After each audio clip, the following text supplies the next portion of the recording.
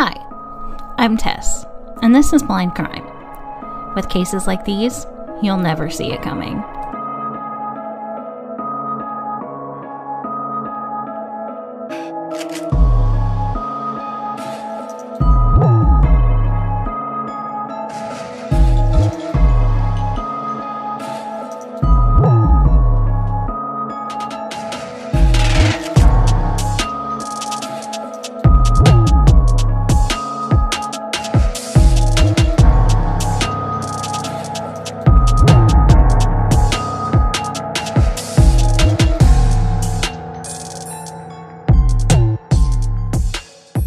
Hey guys, and welcome to Blind Crime.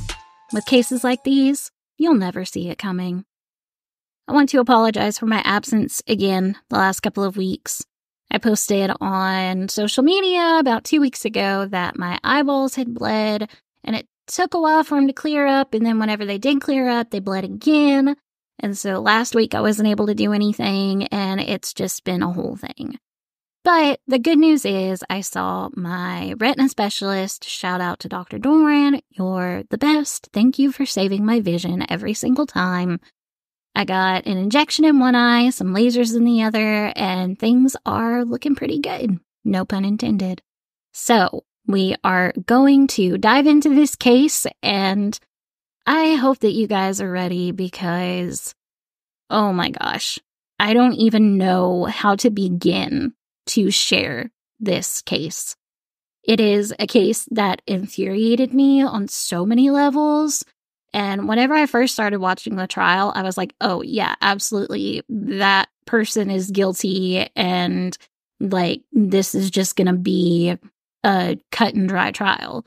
But after evidence started being shown, not that there was very much of it, but after evidence started being shown and testimony started being heard and videos started being played, my whole entire perspective changed.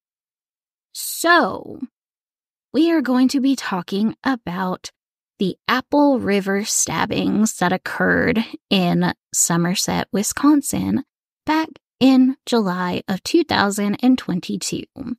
I hope you guys have your life jackets because you are going to need them. Summer days are often spent adventuring and exploring, relaxing by the pool, or going on long drives with the windows down and the music blasting. I'm not a summer person, so I do none of these things. But everyone else I know is a huge advocate for doing all the things outdoorsy and quote-unquote fun. I prefer to stay inside where it isn't sweltering hot, nothing can sting or bite me, and I don't have to worry about a sunburn causing skin cancer. I'm safe inside. Maybe if these people had stayed inside, they'd all be okay today instead of where they are. Anyway, on July 30th, 2022, a random group of teenagers, a random group of young adults, and a random group of friends and coworkers all had the same idea. They were going to go to the river, a common practice in Somerset, Wisconsin. Tubing down the river, or as it's referred to in the South, floating the river, is a really popular way to spend a hot summer day. You go and rent a tube, which is basically just a giant float from what I can tell. You pack up your coolers with snacks and drinks, and you just have a really good time with your friends. This was going to be just another day on the river, but a day that was supposed to consist of a few drinks and a good time turned into a day of nightmares for 52-year-old Nicolae Miu and a group of teenagers, including Isaac Shoemaker, AJ Martin, Dante Carlson, Anthony Carlson, and Riley Mattinson. The complexity of this case makes it difficult for me to describe. I have my own thoughts and feelings, and I definitely will make those known. Y'all know me by now. I'm not afraid to voice my opinion. I'm not one of those people who can cover cases without any bias. Maybe that's why I haven't been summoned for jury duty. Speaking of which, if the person who sends out jury summons listens to my podcast, summon me, please. Pretty please. Please? Anyway, back to the case. Like every situation in life, there's two sides to every story. Usually we can see through the bullcrap that is the suspect's side and wholly believe the victim. And we should believe the victims. We should advocate for the victims. We should celebrate survivors. You do have cases, though, like the trial of Johnny Depp and Amber Heard. And I've said this before, and I will say it again. I have zero relation to Amber Heard, where the suspect was actually the victim and justice was served on his behalf. He was able to reclaim his name and his reputation. I do wonder if he ever got those alpacas, though. But in cases like these, it's hard to find the line between innocence and guilty, mostly because there's innocence and guilt on both sides. I don't know how most people feel about this case, but it was yet another trial that consumed my life, and one that I just couldn't get past when the verdict came in. So we're going to dig into it, and I want to challenge you to think like a jury on this one. Throughout this episode, there will be a couple of clips inserted of the audio from a video taken at the Apple River on this day. I know you won't be able to see the footage, but maybe the tone of the video will give you an idea of what went down. The video evidence is the only reason this case was really able to become what it did. If the video didn't exist, it would simply be a case of he said, she said, and to a degree, it still was. But at least with the video, you got to see what happened to a certain extent. I'm also going to be telling this in the perspective of the suspect. I don't usually do that, but it feels like the way to go. So, let's dig in. Nicolae Miu was born in December of 1969 in Romania. While I don't know all of his background, I do know that he immigrated to the United States and was working as a mechanical engineer. He was very intelligent, and that showed in pretty much every aspect of his life. He was a handyman. He was able to look at something broken and pretty much just by looking at it, know how to fix it. He was financially smart. He was married to his wife, Sandra, and they shared a love for the outdoors and adventure. They had met at work and quickly found themselves fond of one another. Their relationship blossomed and the two eventually married. They lived a happy life together, enjoying things like floating the river and spending time outdoors. Unfortunately, though, due to the stress of the charges brought against Nicolae, the two divorced sometime after the events that took place in 2022. Leading up to July 30th, Nicolae and Sandra had made plans with coworkers and friends from work to spend the day on the Apple River. That morning, one of the friends called Nicolae and reminded him to bring his pocket knife. The tubes at the river were notorious for getting tangled and twisted together, and his friend wanted to make sure they had a way to cut the ropes when they reached the river run's end. After loading up their cooler full of beers and snacks, Nicolae double-checked his pocket for his knife, a staple in his daily attire. He never left home without it. Along with his knife, he also brought along a snorkel and goggles. Nicolae liked to search the riverbanks for lost treasures left behind by previous tubers. This time was no different, and as luck would have it, it would pay off to bring them. The group of friends got their tubes, tied up their coolers, and began their journey down the Apple River. They had a few beers, had music playing on one of their phones, and they were just enjoying the warmth and sunshine. Nicolae, who had previously had heart surgery, was finally able to get out in the sun and feel his pulse quicken as his body temperature rose under the sun's rays. Sporting a long-sleeve shirt and shorts, Nicolae removed his shirt and leaned back against the side of the tube. A few moments later, the music suddenly stopped, and Nicolae opened his eyes to see what had happened. Ariel, the cousin of one of the friends on the trip with them, had dropped his phone into the river. While it had been in a bag designed to float, it wasn't visible on the water's surface. As the group was nearing a bridge, Nicolae offered to get out of the tube and backtrack to see if he could find the phone. At first, the group insisted it was okay, that insurance would cover the loss of the phone, but Nicolae had brought his snorkel, and I'm sure like most people, losing their phone can be a detrimental occurrence, especially if you have photos of loved ones, passwords, and other personal information saved on it. I know my cell phone is connected to my Dexcom, which tells me my blood sugars, and it controls my Omnipod, which is my insulin pump. Losing my phone would be losing my diabetes control. So, who knows what this guy used his phone for? Nicolae got his snorkel and his goggles out of his bag and put them on. He then made his way out of the tube and into the water. He waded through the river, dunking his head below the surface every so often to look for the bag which held the phone. He crossed over to the other side of the river a time or two and even walked right down the middle for a while in hopes of being able to see the bag floating somewhere. When he had made it back to where the phone had first gone missing, he began to move back towards where he had left his group of friends. Before he could make it too far, though, another group of people on their tubes made their way down the river. Nicolae decided to approach them and ask if they had seen the missing phone. While making his way towards the other group, Nicolae was looking under the water still to make sure he hadn't missed the phone. When he dunked his head again and brought it back up closer to the group, the teenagers asked him, "What are you looking for?" "A friend's phone," Nicolae responded. The teens were disgusted and said, "A little girl? You're looking for little girls?" How you get little girls from a friend's phone is beyond me. Things go from bad to worse in the matter of minutes for Nicolae and for the group of teens. In the video, you can see Nicolae almost charge the tubes and grab onto them as if he were going to attack. In the trial, it was stated that an older gentleman, Nicolae's age, with the health problems he'd had, would likely be unstable on his feet in 13 to 15 inches of water. I'm not Nicolae's age, and I don't have his health problems, and even I would stumble and have a hard time staying upright on my feet in any amount of water. So him grabbing onto the tubes of the teens was because he became unsteady, according to his attorney. Whenever he grabbed onto the tubes, the teens were, I guess, understandably freaked out because this dude was, quote, aggressively approaching them, unquote, but still, I don't know. A fellow group of tubers came up to the teens and Nicolae after hearing the commotion of screaming and yelling and asked what was going on. Nicolae tried to explain and was told by one of the adults to, quote, get the F away.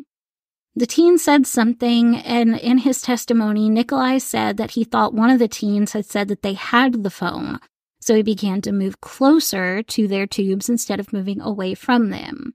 When he did this, a woman pushed him, and in retaliation, Nicolae shoved her back. A back and forth of push and shoves were shared until Nicolae allegedly punched the woman in the face. This was not caught on video from what I remember. When this happened, someone punched him back, knocking him down into the water. When Nicolae arose, he had reached into his pocket. As he stood back up and regained his balance, Nicolae had his knife in hand and was ready to defend himself. When more of the teens approached him, Nicolae was ready and began to stab the teens. I wasn't going to include the entire audio from the video that was taken at the river, but I want you guys to listen to how quickly this all went down. In right around 3 minutes, Nicolae went from looking for a phone to being called a raper, being verbally attacked and surrounded by probably 15 to 20 people who were threatening to him. In the video, you can hear the teen screaming and yelling at Nicolae, asking, "What does he want? What are you talking about? Get away from us. He's on camera." One of the teens says, "New iPhone, got good quality," I guess referring to the camera. I'm an Android girly, so I doubt the camera quality was that good, but yeah, no offense, iPhone users, but all offense, actually. In the background, if you listen carefully, you can hear one of the other teens calling Nicolae a pedo. Almost said pedo, like Geppetto, but no, they call him a pedo, short for pedophile. You can hear him just a few seconds later saying, "For the culture, for the culture, for the culture," followed shortly by a hysterical fit of laughter from himself and the others around him. And that's just in the first half of the clip. This video is from KARE 11, and a link to the full video will be in the show notes. Just a heads up, there is a lot of harsh language, so listen at your own discretion. And if you want to skip, fast forward probably about 5 minutes. So I'm going to insert, it's about 1.5 minutes of the video clip here. What is he on? Whoa! Whoa! Whoa! Whoa! Whoa! Where's your way? Whoa! Oh, God! We up! We up! What are you talking about? Yeah. What the hell are you talking about? What? Get away from us! What? What are you doing? What's going on with y'all homie? He's on camera. Guys, let's tripping. He's on 4K. Yo, the new iPhone got that good quality. What do you say?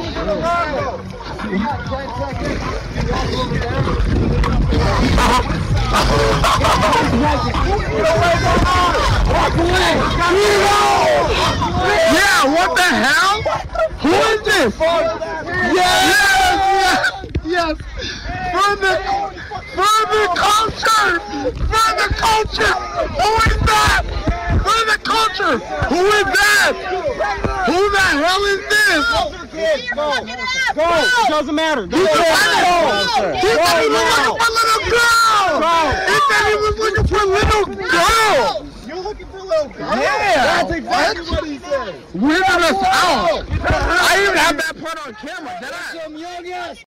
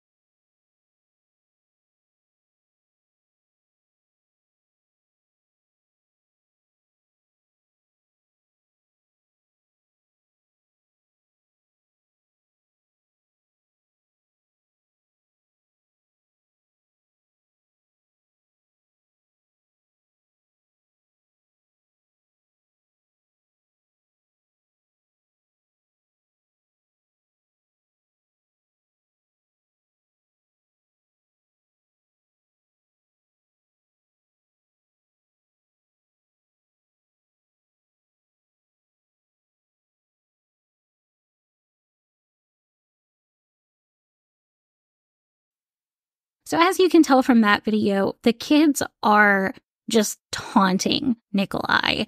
And there are even some clips that I wasn't able to find to use for this episode where they are just, they're calling him a raper. They are just antagonizing him and making him sound and look like this horrible, horrible, horrible person.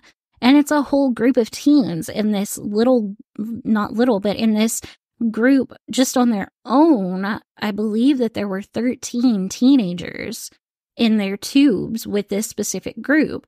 And then you have another group of 3 people come up, and then there's another group of several more people who come up. So by the time Nicolae comes out from the water after being pushed down, he's surrounded by, probably closer to 20 people, if not more.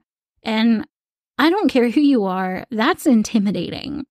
That is intimidating.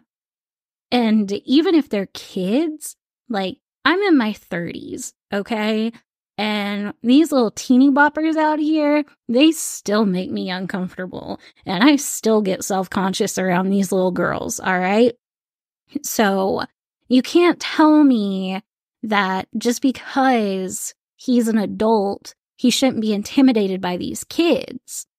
And a lot of these kids were football players. They were tall, they were muscular, they were buff and built. And I could understand maybe the girls in the group being uncomfortable and being a little put off by this random guy who's just scouring the water. But at the same time, if you're surrounded by a bunch of muscular dudes, then, you know, maybe you'd have a little solace in that. Maybe you wouldn't be as freaked out by that. And that's not to say that you shouldn't be creeped out by someone or you shouldn't not be worried about someone, but I always feel more protected whenever I'm with a group of people. If I'm with a group of people and one person makes me feel uncomfortable, I'm able to take comfort in the fact that I'm with a group of people. And I know that the likelihood of this one person messing with me while I'm in this big group isn't going to, it's very low. And if it was, then I know that this group would protect me. So I kind of understand where the teens are coming from and like, just get away. And you can hear them saying, you know, get out of here, get the F out of here. But at the same time, they could have just kept floating down the river. In this next clip, you'll hear the laughter and the yelling die down a bit before the person recording starts saying, you hit a woman, and things in the group start to rile back up again. The next thing you hear is screaming, this time out of fear. You can hear a young man in the background saying, he's dying, bro, as the clip continues. The person recording begins saying, is this real, is this real, is this real, over and over and over again, before saying something I can't make out and then saying something about Isaac. And I forgot to say this before the first clip, but obviously this happened at the river, so the audio quality isn't the best. You hear the water splashing and everything, so it is loud. It is kind of annoying. The second half of this clip, the audio in the video drops a couple of decimals and it becomes a little more muted. I don't know if that has something to do with the person's phone or if it has something to do with how it was uploaded and shared, but yeah. So I am going to insert this next audio clip here. What the hell is this guy's problem, bro? We're trying to have fun. If he's gonna clone you, he's gonna claim you. We don't want this motherfucker.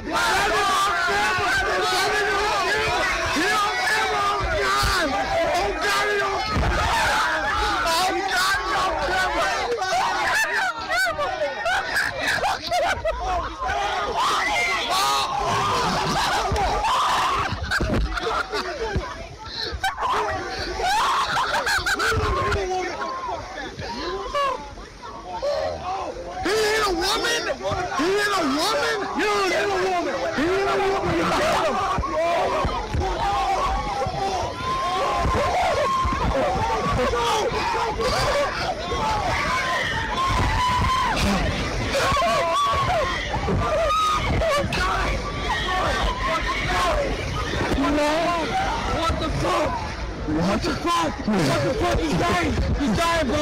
What? Oh my god! Oh my god! Oh my god! Are we serious? Is it real? Oh my god! Who is that? Oh my god! Oh my god! Is it real? Is this real? Oh my god! Oh my god, what the fuck? Is this real? Wait! That's not Bike! That's not Bike! That's not Bike! That's not Bike! That's not Isaac!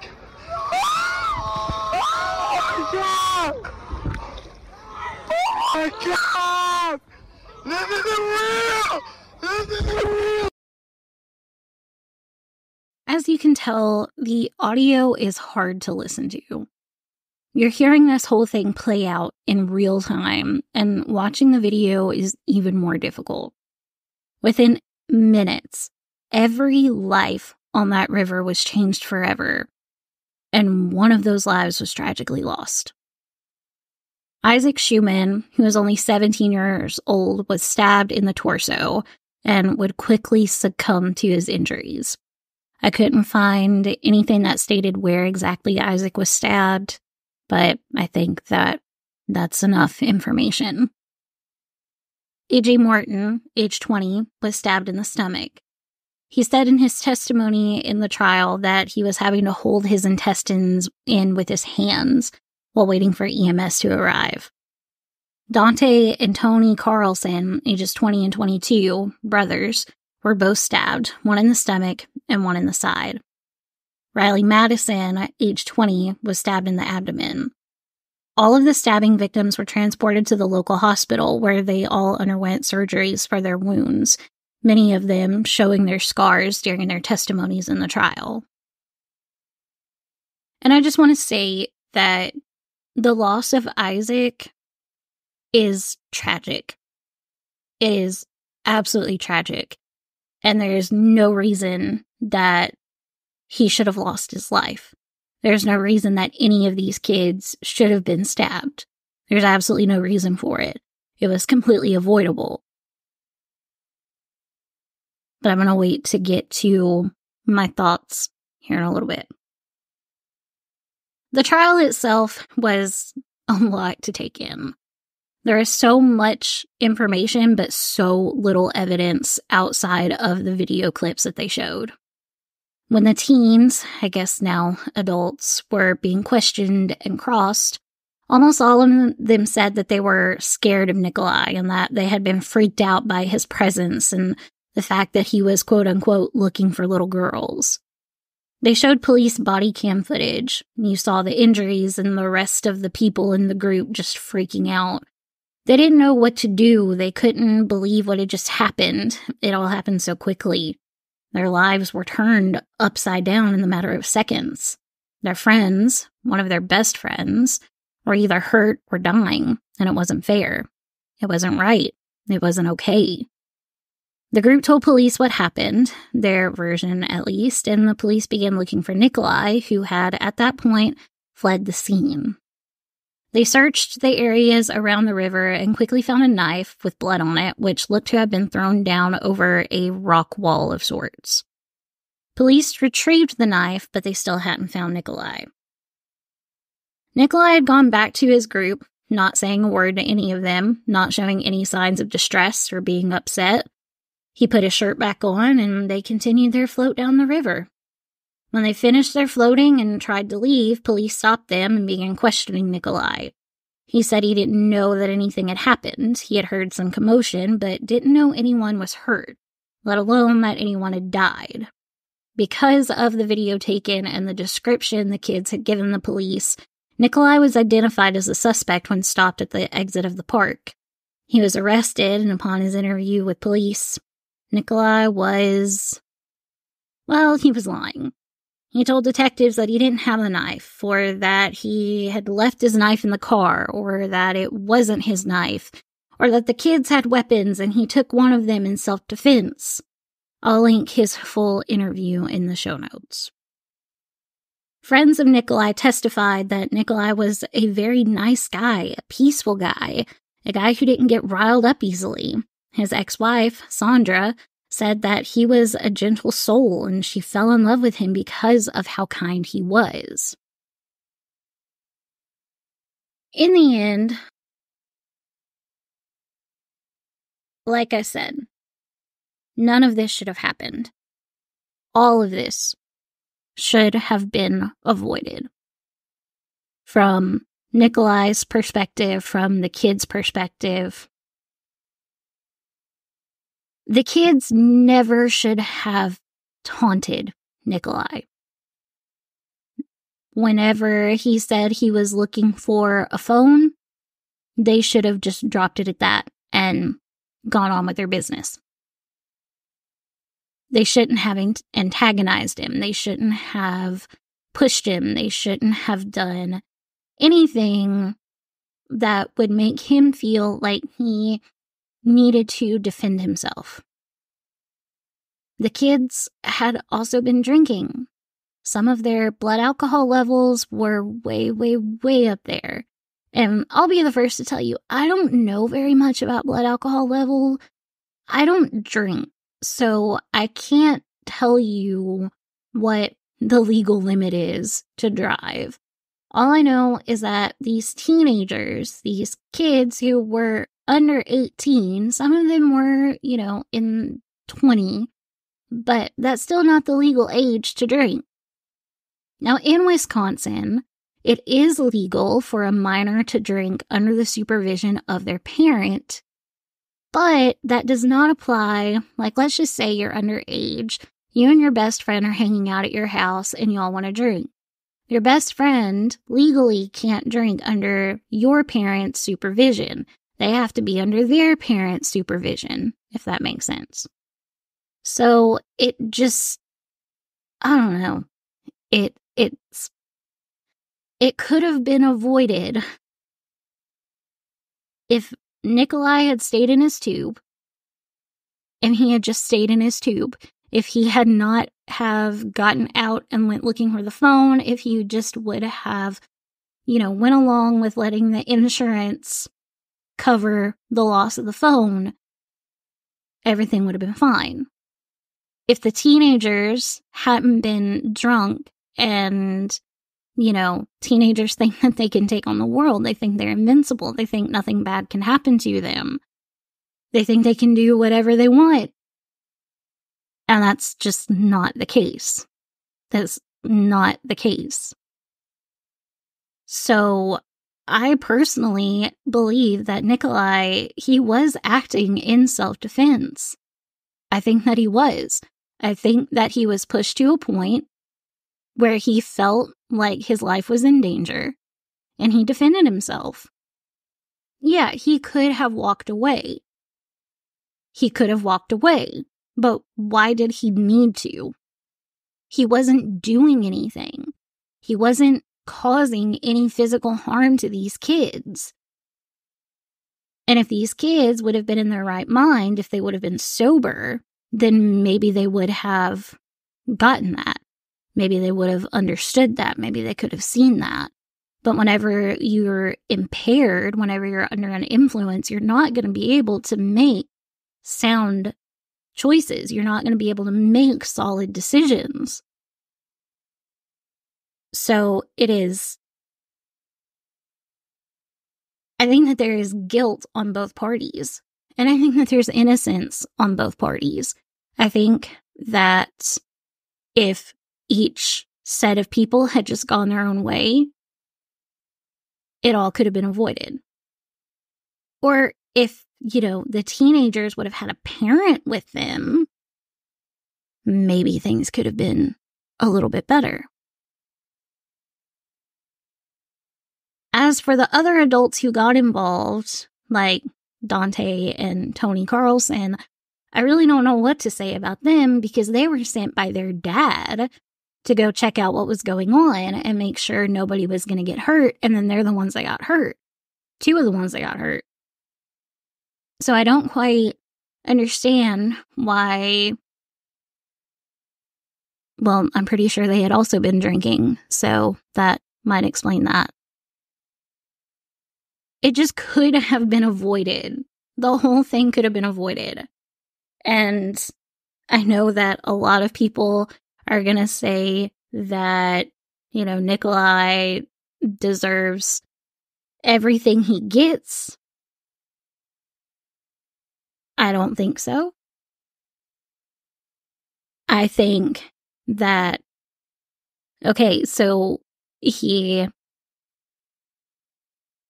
caused the death of someone because he was defending himself. Okay, if you really want to charge him with something, fine. I guess that's kind of what they did, because they ended up finding him guilty on lesser charges, like aggravated. Hold on, let me look it up because I can't remember what it is off the top of my head and I forgot to write it down. First-degree reckless homicide. They found him guilty of first-degree reckless homicide.